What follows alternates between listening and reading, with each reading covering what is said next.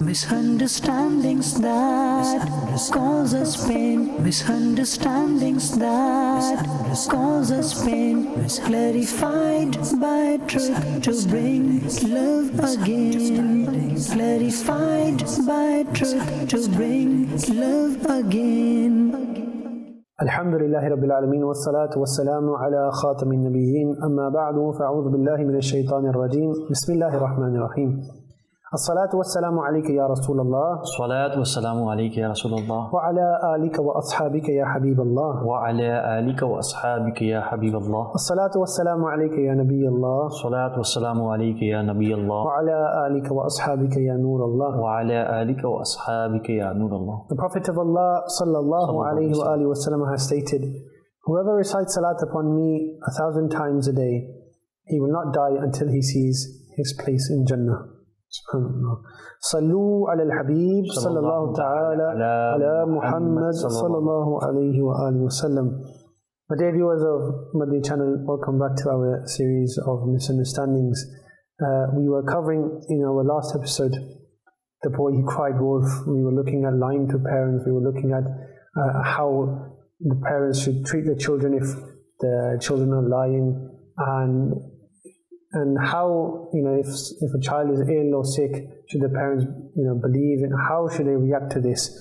And we also touched upon the love of Allah and His Prophet ﷺ, the love of the Deen being placed into the hearts of children. And today, alhamdulillah, I'm joined again by our honorable guest, Abdul Hanan Bhai. Assalamu alaikum wa rahmatullahi wa barakatuh. Wa alaikum assalam wa rahmatullahi wa barakatuh. How are you, Abdul Hanan? Alhamdulillah. Alhamdulillah. Today we'll be discussing, my dear viewers of Madani Channel, regarding a normal house, Abdul Hanan, a normal house. What happens in a normal house? Sometimes there's mess. Sometimes there's things needed to be done. Sometimes there's, the garden needs mowing, or the sofa needs cleaning, or anything like this, or the dishes need to be washed, or the room is very messy. These things. I think just put it in a straight way, every house is normal in this sense. Yes. They have all these things in a house. These are common things in a house. After eating, there's the dishes and they need to be cleaned, and so tasks are sometimes given from parents to children, and sometimes we don't like it. Speaking as a child here, sometimes we just don't like it. We don't want to do it. We're tired. Just come from school, come from madrasa, and we just want to relax. Sometimes we've gone outside, we've run about for quite a while, and we've come back home, and now we're tired. And Mum's saying, give me your laundry, and I need to wash it, and we're just like, no, I can't be asked right now. And all of this stuff, all the chores, we don't want to do it. What's the answer? We're tired. What do you want us to do? Bismillah ar-Rahman ar-Rahim.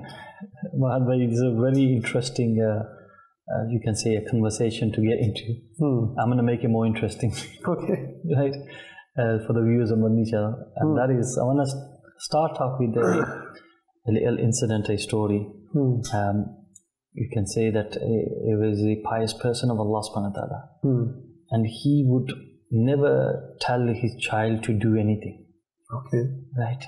And, someone asked regarding, you never tell your own child to do anything. Why you're always telling others or his friends to do things, but you never tell your own child? And look at the mentality of the Buzurgan Adin Rahimullah. He said that the reason I don't tell my child to do anything, just in case he denies to do it.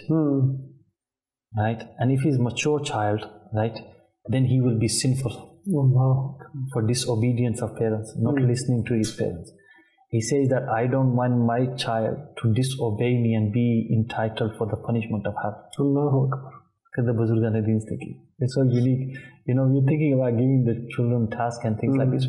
But this was just a start off, and I thought that how our ancestors. Just to add on this, you're watching a Madani Muzakara, Zamira Rasulullah mentioning this, that our pious predecessors, they would not command the children to do anything, in the sense that they would say it as a mashwara, as a suggestion. I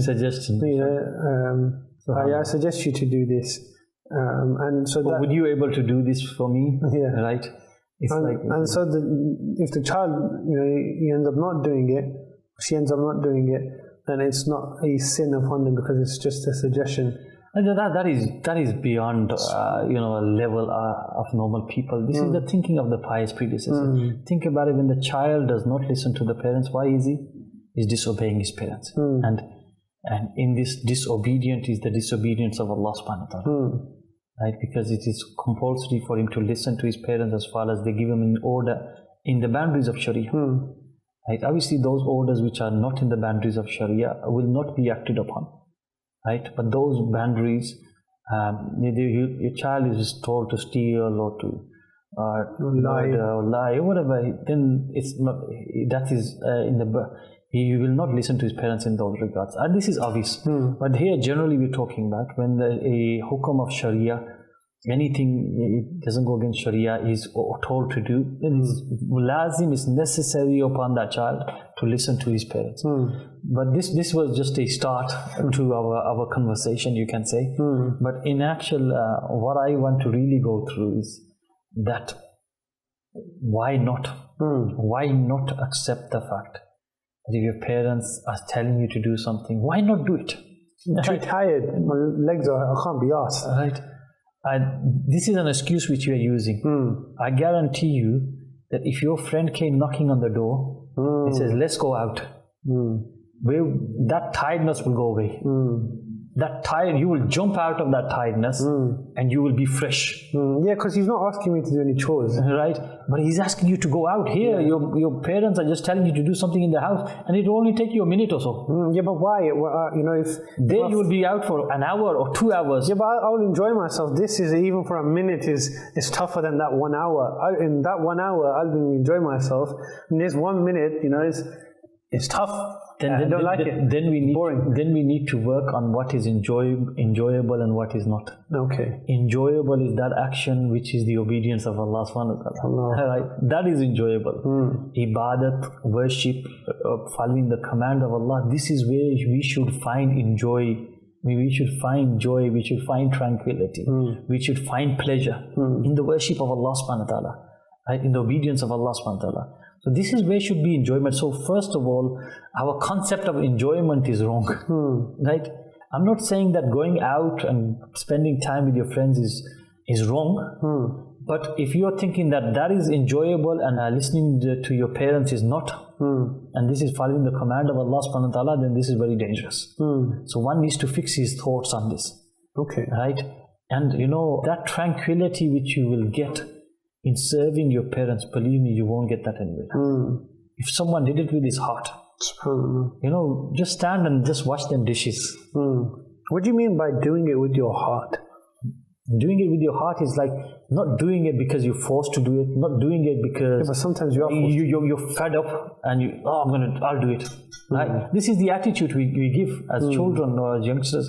I'll do it because we're all in my case. They know that maybe they think that this is the only way to get rid of the parents saying to them. And this is a very bad way of behaving, really. You're going to behave like this today. I tell you, there's going to come a time when your children will grow up and when you will tell them and you will realize how painful it is that you say, I don't want to do it. This is boring. It will come back to you and it will hit you. And I tell you, that time is when you're going to wake up. That time is when you're going to realize that I should not have done that. I should have listened to my parents. I should have obeyed them. Right? Because you're gonna feel it hitting you. And today your parents are feeling that when you're speaking out like this or when you are reacting like this. But if you did that action out of enjoy, out of love, alhamdulillah, I still, even in whenever I go to my parents' house, just washing the dishes in my parents' house, for me it's a pleasure. Why? Because this is the tarbiyat we're given in Dawat Islam. Alhamdulillah. This is a pleasure for me to do something, or even to my father to tell me to do something is like, to me, it's pleasure. SubhanAllah, my father, he's blessed me. Although I have other brothers and sisters. But I feel I'm the chosen one here now. Allah. Because he's chose me from the rest. I'll just stop you. Stop you there. They've used the Madani Channel. How many of us have I am the chosen one. Why? Because I'm being given work from my parents. We think we're the chosen one when we get a gift, right? We think we're the chosen one when we are listened to or we are given love. Why does someone assign a task to another? Is it because they don't want to do it, or especially the parents, with the parents and the children, or is it because they trust them to complete it? I want to mention here regarding a king. Okay. Right? If you go in back in history, you will find the ministers of the king, they found themselves the most chosen one when the king gave them an order. For them, that this was a means of their levels going up. This is the means of getting closer to the king. And generally, when those people who work for the king, they will find this, that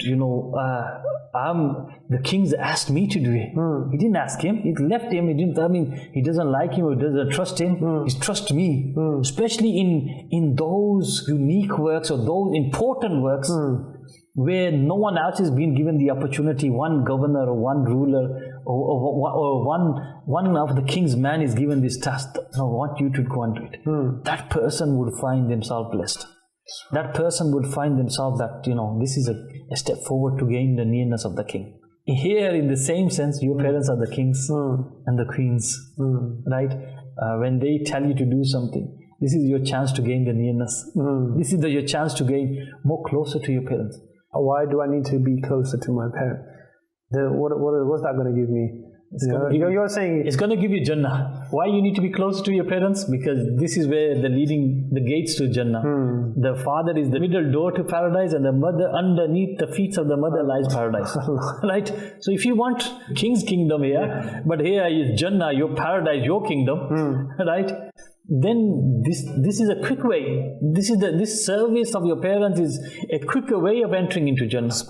Right? So why, if you want all that, then serve your parents. Right? Gain that with ease. Gain that with comfort. You mentioned the incident of the king.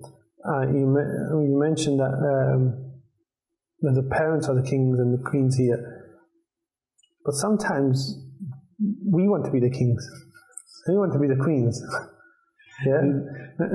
What about that? Keep in mind, Mahad Bhai, who becomes a king? The obedient child.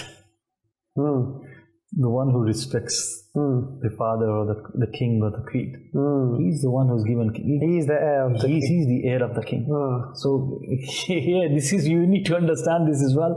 So if you want to become a king, there's no way you're going to become a king when there's already a king there. So you will only become a king after them. I think that's one thing that is breaking us, is that we think that there can be more kings in our house.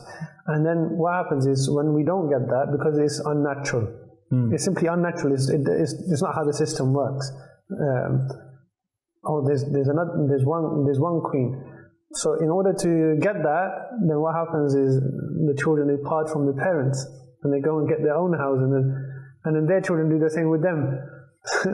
So even when they go or their own house and they think it's a palace, but when they realize how hard it is to work for that palace, right? They'll spend all their life trying to build that palace of theirs, and then their times are near, right? Whereas here, there's a ready-made palace ready for you, right? A ready-made kingdom for you. All you have to do is serve the king and the queen, and it will be yours. Meaning serving your parents. This is just a terminology out of love we're using here about the king and the queen, but just generally saying, right? Serving the parents, it's a means of getting their happiness, right? And you will find that a child which loves is loved more by the parents is the one who's more obedient. It's natural, right? You won't find a disobedient child is loved more. Because any goodness, people are loved because of goodness. People are loved because of good character, good behavior, service. People are loved because of this. So if you want to really become loved of your parents, then this is the way. But sadly, people don't want to be even loved. I think maybe they're not saying it, but their actions are saying this. Or maybe, it's just not understanding that if you want to be accepted into the paradise of Allah, then that's your parents. Your parents are a great source of that, as you mentioned. And us lot may just be like, oh, why do I need to be loved from my parents? All right, fine, I don't need it. I'm a big man now, whatnot. But actually, you're depriving yourself of those great rewards of the next life. You're just talking about the next life. In actual fact, what you will get in the dunya is the du'as of your parents. We mentioned this, we've covered this a number of times, and you will continue hearing about this. Supplications of the parents are the means of success of the children. Right? There are these hands which have been raised. You don't know that how sincerely your mother raises her hands, how sincerely your father raises his hands. Right? When you do something to bring joy to them, I tell you, that dua which comes from the parent's heart is something beyond. If you want a quicker way to gain anything of the world or the afterlife, just go and drop into the feet of your parents, serve them. I tell you, this will be the most quickest way. Why? Their duas will hit you so straight, and they will bless you with so many blessings that straight away they will be answered. You mentioned this, and my dad, he told me this a couple of times, and he said, I've seen people who have disobeyed their parents, and the result of that is always seen, not just in the next life, but in this life, that we've seen them in ruins. And there's a famous incident mentioned in the ahadith about a man who, you probably heard this, that he would be praying in a particular area, and his mother came and she called out to him, and he was praying and he was thinking to himself, should I listen or not? Should I obey my parents? Yeah, should I listen to my mother? And she called him a couple of times and he didn't answer, and she said, she cursed him. She cursed him, and she said, may you see the face of a immodest woman. And so later on, what happens is a woman, she has a child, and she says, this is the son of that pious man who's worshipping. And they call that pious man, and they break his house, they break his place of worship, and they say, and he goes to the child and he points to the child, and the child speaks about who the actual father is. So, in actual fact, this is amongst amongst the children who spoke in the cradle. Yes. Like saying Isa alayhi salam speaking in the cradle. This child, Allah subhanahu wa ta'ala also blessed him with the strength of speaking in the cradle. And subhanAllah, this is also, the child speaking because it was of the piety of the man himself speaking. Yeah. And even though, he didn't respond to his mother, he was praying and he was just thinking to himself. But because it came out the mother's mouth, that's it. They say the supplication, whether it's in the form of dua, whether it's a form of a blessing or a form of destruction, it will still be accepted in the court of Allah. Now we hear, our environmental Dawah Islami, especially from Amir al-Sunnah, that yes, parents should make dua for the children. They should also be careful about what they say about not curse them. Not curse them. And children should not do anything as such that, subhanAllah, a curse comes out your mother's mouth for you, out of your father's mouth. How unfortunate is that, my dear viewers of Madani Channel, that you disturb your parents so much that they are inclined to curse you. Or they are inclined to, make a dua for your destruction. Abdul Hanan Bhai. Same way, you make dua when the parents make a good dua for you. The example of that should be given here also, I think. The incident of Sayyidina Musa alayhi salam, right, where a butcher, Sayyidina Musa alayhi salam wanted to know his companion in Jannah. So he asked Allah, Ya Allah, show me my companion in Jannah. So Allah subhanahu wa ta'ala said, go to so and so town, you'll find so and so butcher there, he's your companion in Jannah. And who is the companion of Sayyidina Musa alayhi salam? A butcher, right? Someone who slaughters meat, right? And so Sayyidina Musa alayhi salam went, found this butcher there, and he sat down, and when the butcher finished, he invited him to his house. Then when the butcher invited Sayyidina Musa alayhi salam to his house, Sayyidina Musa alayhi salam went. Now the butcher placed down the food, and next to him he placed a basket. And so when they started eating, he would place morsel in basket. So Sayyidina Musa alayhi salam thought that, what's the story here? Anyways, and meantime someone came knocking on the door. So when the butcher went to see who was at the door. Sayyidina Musa alayhi salam looked into the basket, and he saw that an elderly man and woman in the basket, and they looked at Sayyidina Musa alayhi salam and they smiled, and they read the Shahada and they passed away. Right? And when that man came, he looked into the baskets and he saw that his elderly parents had passed away. And the man, he got up and he kissed the hands of Sayyidina Musa alayhi salam and he said, "It looks like to me that you are the Prophet Musa alayhi salam." And Sayyidina Musa alayhi salam asked the man, "How do you know that I am the Prophet Musa?" He said, "My parents would make 2 supplications. They will make these 2 du'as every day. That, Ya Allah Azza wa Jal, give us death and seeing the vision of Sayyidina Musa alayhi salam." Right? And when I saw them suddenly passing away, I realized that this supplication of theirs were answered.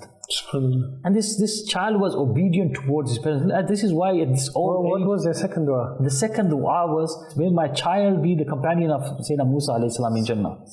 And Sayyidina Musa alayhi salam said to that butcher, he said, "Good news, glad tidings to you that I am your companion in Jannah." Right? So this was what the supplications of the dua of the old parents who the child was serving, their child to be the companion, someone who will be in the company of a great prophet of Allah subhanahu wa ta'ala, Sayyidina Musa alayhi salam. Of the supplication of the parents. Right? If that, how far a supplication can take someone, then imagine, should we not be serving our parents and try to get these supplications? My dear viewers, there's so many points here. Serving the parents, and you serve your parents, you do a chore for them and they become happy and they give you a dua, and one dua can take you so many steps in this life and in the next. But my question to you is that, let's take the other side of it. Yes, they're serving the parents, but sometimes the parents are, constant, do this. You go to your parents and your mom is always do this. You're trying to sit with her and just talk, or your father, you're just trying to sit with him and talk, but they're constantly, do this, put this box over there, put this table over there. You can look at this in 2 ways. Look, one way of looking at it is that when your parents are saying to you, do this, it's because think about how many things your parents are doing. And when you are there, looking in a positive way, it's just a means of having some of the things which they are doing, you being a means of help of that. Right? So even when they say do this, it's not huge works. They're not telling you to cook a whole handi for the whole family. Maybe they are. Right, or a whole curry for the whole family. What if they are? I don't think parents... But what if they are? For example, if it's a daughter, even if it's a son. If they are, mashallah, it's not that they're going to say every day. No matter what you argue, these are one-off things. Right? A child thinks that they always do. It's not always. First of all, it's a one-off thing. Right? Maybe the time they've caught you at that right time where they want a few things done, and there's no harm in doing it then and there. Right? You go to school and your teacher says do this, you do it. You go amongst your friends and your friends say do this, you'll do it. Right? Why, when your parents say do this, you say it's a pain. Why is there a pain here now? Although here we should be jumping towards this because this is where the great reward is. This is where the great blessings is. This is where the supplications of your parents are going to come towards you. Right? Here we're saying, we're finding this a burden. The burden this is shaitan. This is the devil, Iblis. He's trying to divert us away from the easy way of entering into Jannah. The easy way of gaining the pleasure of Allah subhanahu wa ta'ala. Right? So this is where the most pressure is going to be. This is why your hearts are not inclined towards serving your parents. Because you think that this is hard, it's burden. But it's the easiest way. One of the easiest ways to find it. So just, if you look at it try it, I would say to the viewers of Madani, think positive. Think positive when your parents are telling you to do something, they are giving you reward. So it's like saying that after you've done this, you'll get this much wealth. I was just thinking, when we were, as tahdith al-ni'mah, to express a favor of Allah subhanahu wa ta'ala, protect us from evil eye and all of this. When my parents, they would go out of the house and me and my brother would be at home. We were young at that time.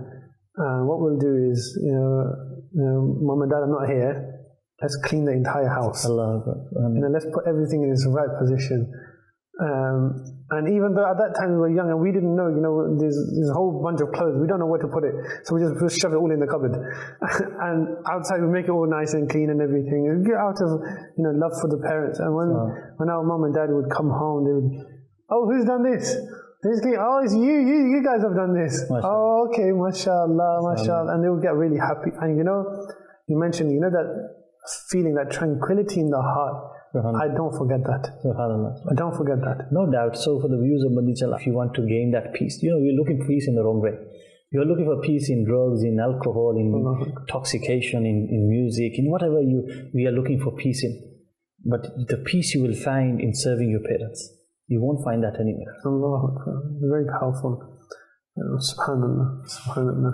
My dear viewers of Madani Channel, we've had plenty in this episode. May Allah subhanahu wa ta'ala allow us to really contemplate, really think about the blessings that are in our houses and in our homes, and something that we see every day but we don't really ponder over and really think about looking after.